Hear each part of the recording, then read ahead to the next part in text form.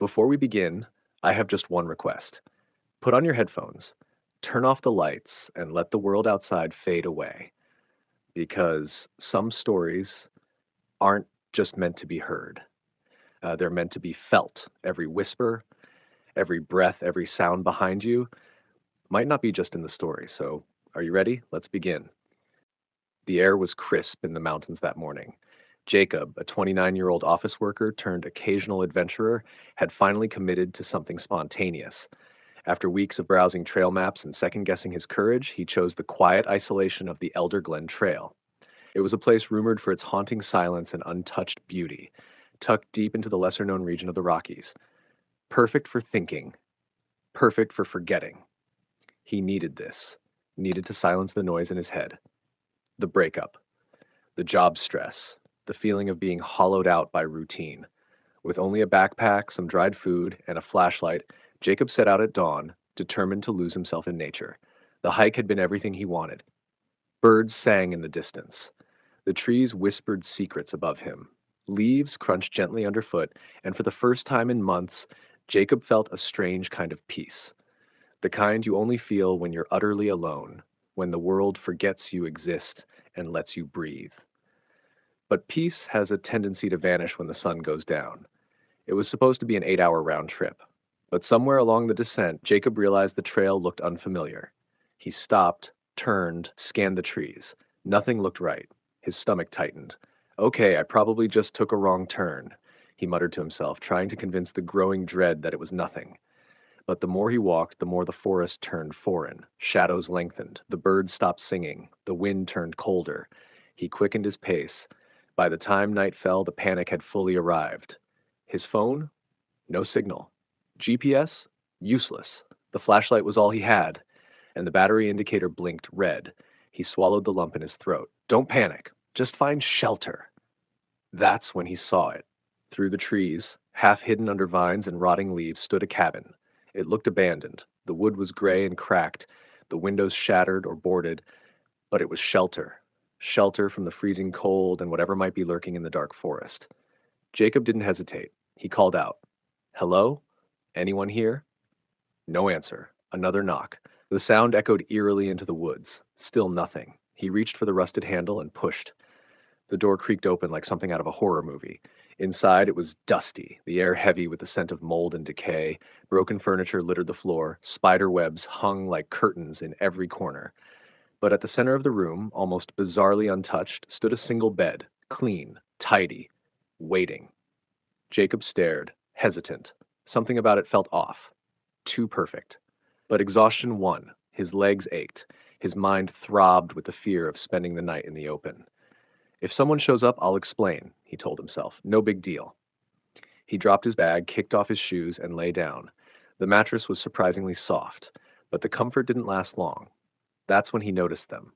Portraits, dozens, lining every wall, framed in wood, canvas yellowed with time, each painting displayed a person, men, women, children. Their eyes locked onto him from every direction, their mouths curled into toothy smiles. Not the warm kind, no.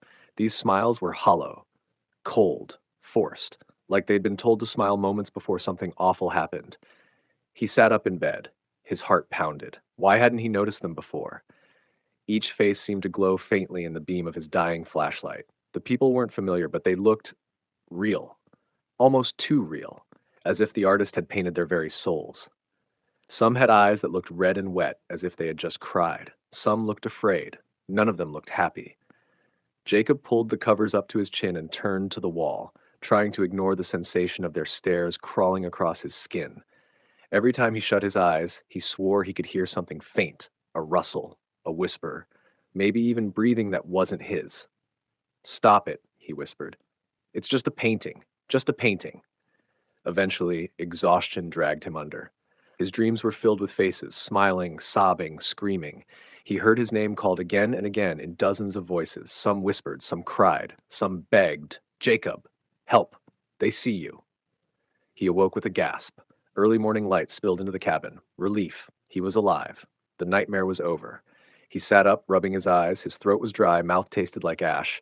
But at least he could leave now. He looked up and froze. The walls were bare. No paintings, not a single one. His heart stuttered. What the hell? Where the paintings once hung, there were now windows. Large, dusty windows that stretched from floor to ceiling. Through them, he could see the woods outside just as they were. But they weren't windows the night before, he was sure. He had touched the frames. He had stared into those eyes. He stumbled out of bed and approached one, pressed his hand to the cold glass, looked outside, but something caught his eye, a reflection.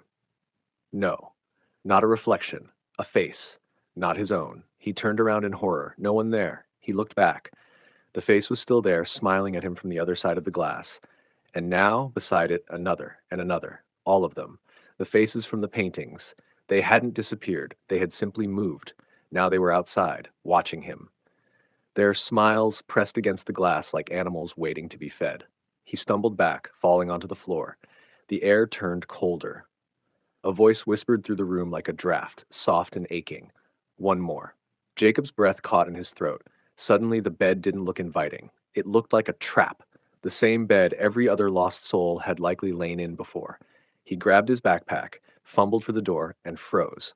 The door was gone. In its place, another window, another smiling face. He was surrounded, trapped, and with every breath, the room felt smaller, the windows closer, the faces clearer. He could see their eyes twitch, their lips twitch, hear them now whispering in unison. One more. Jacob screamed, slamming his fists on the wall, kicking, clawing, punching until his knuckles bled. Nothing broke. The wood was unyielding, the glass wouldn't crack. He dropped to his knees and cried. The sun outside rose higher, but the light never reached him. Only the faces did, and they kept smiling. 3 weeks later, the Elderglen Trail reopened after a seasonal maintenance closure. Rangers discovered an abandoned backpack just off the path. Inside it were a dead phone, a flashlight with drained batteries, and a notebook. Only one entry had been scribbled hastily in the back. It wasn't a bed, it was a coffin. They wait behind the glass. Don't sleep. Whatever you do, don't sleep. A year later, a young couple lost their way during a snowstorm. They stumbled upon a cabin. Cold, desperate. They knocked, no answer. They let themselves in. And inside, a perfect bed, waiting for one, again.